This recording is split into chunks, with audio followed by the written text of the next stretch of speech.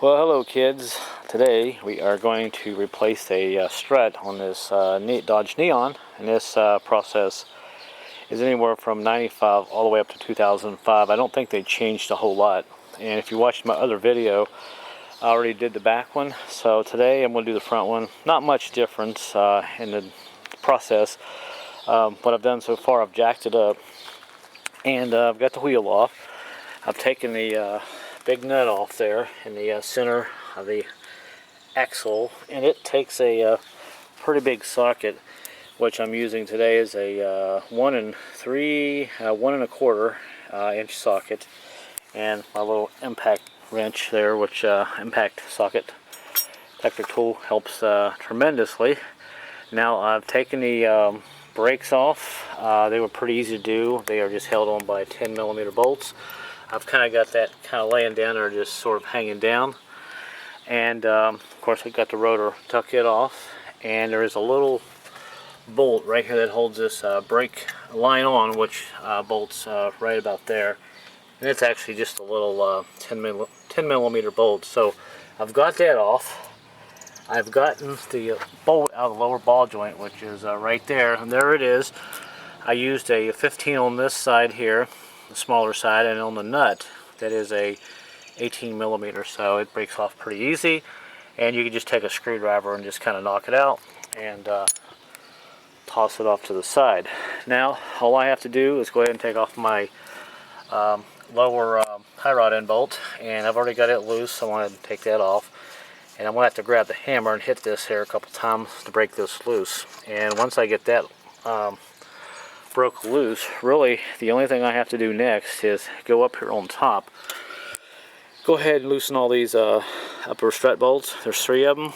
I'll take 2 of them out, and I'll leave 1 in just for now until I get this lower ball joint separated from the bottom of this knuckle. And the way I do that, I usually use a pipe to break it loose, and then this complete unit is ready to come out. And by the way, here is my new strut. I got it online off of a dealer, less than I think about $32 free shipping, so pretty reasonable. And it doesn't look like there's any difference at all. Make sure you check this strut before you go ripping your car apart, because sometimes you can get wrong parts. You never know, but I've already checked everything out, and it's the exact same strut. So go ahead and set that off to the side. So I'm going to set the camera down. I'll take a hammer. I'll go ahead and hit this a couple times and loosen that bolt up on top, and we'll go ahead and try to get this whole unit out. All right, we'll go ahead and knock this ball joint out. I'll take a hammer and hit it on the bottom right here. And they usually come right out. And now I can spin this whole unit here, and I can take a pry bar and pipe and stick right in here, and we'll separate this lower ball joint. So let me go get the pipe real quick.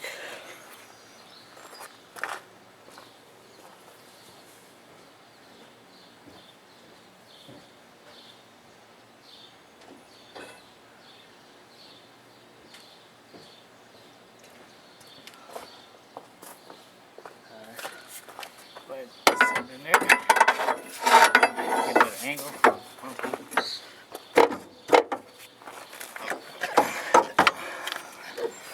And out it comes. There's usually enough room here to get the axle completely out. Just kind of push it off to the side. And I leave the axle in because I don't want to have to deal with all the grease. And make sure you check your lower ball joint. Make sure it's okay. Of course, this one is in good shape still. Nice and tight. And now all I have to do is take the bolts out of the upper strut. Take these bolts there out, and this unit, the complete strut, will be free. So let me go ahead and take that out. Alright, I got my bolts out. They're kind of sitting there. They're just little 13mm. And there is the old strut. Make sure you check your wheel bearing, spin it, make sure it's okay. And now I can go ahead and compress this spring down and swap off the strut. Now there is another way you could do it. I could have just taken these bolts here out on this knuckle, but you know, it's not much more work just to take the whole unit out. But I'll go ahead and separate that now. Well, actually, what I might do is go ahead and take this off now and compress the spring back together, and I should be okay. So let me go ahead and do that. Alright, I got the two big bolts out. The nut is a 13/16 socket I used. On the back of this I used a 13/16 wrench. Now I probably should have said this early in the video. You don't really have to take this this and this off together as one unit. You could just take this off, but like I said, I wanted to check the ball joint, check this wheel bearing, so I just pulled it all off.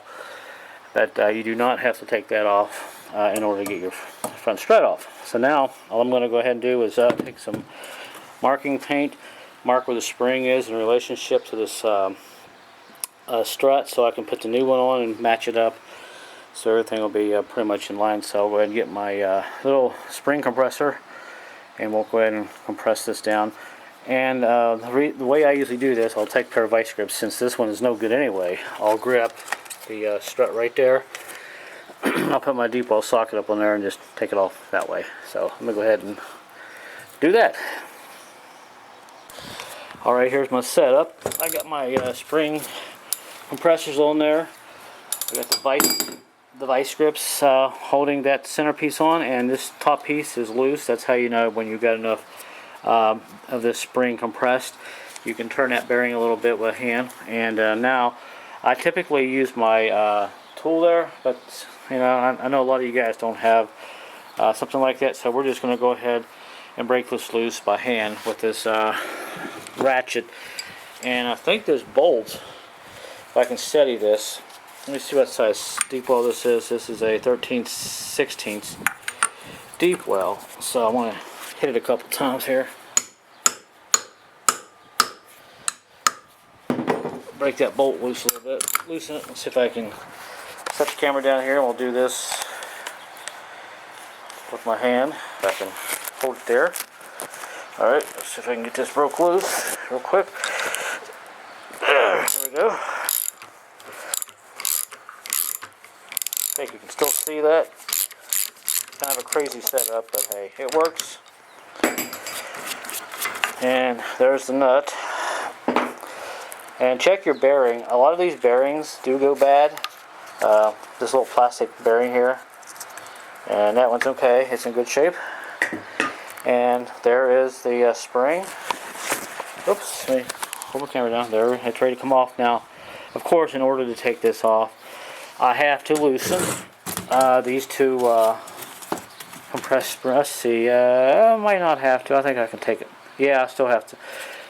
Yeah, I can take it off like this because my vice grips, they're just kind of sitting there holding that piece there.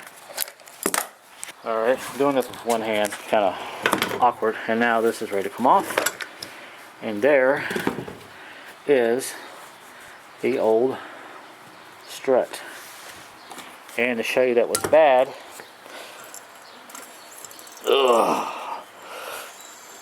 it's bad. I can move it up and down with my hand, so at least I got a new one. And let's see, I'll go ahead and stick the new one on here, and the process is pretty much the same at this point, just in reverse order. And like I said, you will have to have a set of spring compressors. It just makes it a little bit easier. Make sure you put all your dust covers back on and all that good stuff. So I'll go ahead and stick my new strut on here. And this is pretty much the end of the video. I just wanted to make a quick video. I figured, what the heck, you know. Somebody will probably wonder how you do this. This one here, I can hardly push in on it, so that's a big difference. But they do go bad. Okay, ladies and germs, here's the final product. There's my brand new strut that is on there. And you can see I got all my paint marks lined up just like I did on my old strut, so I know where everything goes. Now, make sure you check the top of your old bearing is, where this mount is. Mine was wore out. When I would be driving down the road, the steering would, the car would weave a lot, and I've replaced everything on this car. All the ball joints, the control arm bushings, and it still had a weave. Turns out this hole is out of round, so I had an extra one here that was actually good, and this piece would move around on the top of the strut before I tightened that down. So you might want to check that if you have that issue of the car weaving all over the road and you replace everything. Now to get this nut on there, it's a little tricky. When I had the spring compressed down, I put my vice grips back on the shiny part there, not very tight, just enough to kind of hold it a little bit. And I took a socket, which is right here, which is 13/16, and before I put all this back on there, I kind of held that strut for movement, and I just kind of turned this all the way down and tucked the nut on and off a few times to make it a little bit easier to tighten. Then I put this on, and I gently tightened this down with a pair of vice grips on the bottom of this strut there. I don't know how you're supposed to get a socket in there or a ratchet or a wrench to hold that nut while you're turning the top of this, unless they make a special tool. I have no clue. That's how I did it, and you can tell in the strut where I gripped it there. There are no scratch marks or anything. Just make sure you don't want to scratch that or anything. And I'm done. So I'm going to go ahead and stick this on after I go, well, actually we'll get a cold drink, then come back out and stick this on. And that should be in pretty good shape, but I was really surprised to find the last year that this was bad. I had no idea what my issue was with the car swaying driving down the road when I'd hit an uneven place in the pavement, especially going 30, 40, 50 miles an hour. But you can see how big that hole is there. It's not supposed to be that big. You can see it's kind of been wearing out. So that there is no good, and luckily I kept some of my old parts, so this one's a good one, and I'm good to go. I keep forgetting to remind, I wanted to tell you one more thing here before I end the video. My strut's back in and everything. Now what I did, you saw me, I had this strut disconnected from the knuckle. I just took my strut, put it up on here like that, held it up there, and kind of put some bolts on it there. Then I took my knuckle and slid my axle in there and slid it back on that ball joint. And when you do that, you can just kind of push this whole unit back and start these two bolts in there and knock them in. You might have to use a pry bar to pull down on this a little bit. That's what I did. Wasn't much, not really a big deal. And it's all back together now, so all I gotta do is finish tightening my bolts up and everything. But you can take this strut out without taking the knuckle off, just so you know.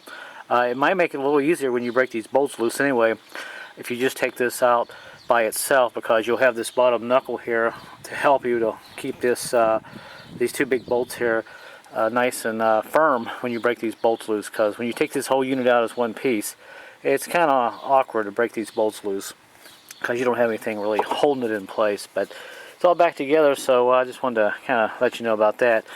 And I'll be done here shortly, so we'll see how this goes.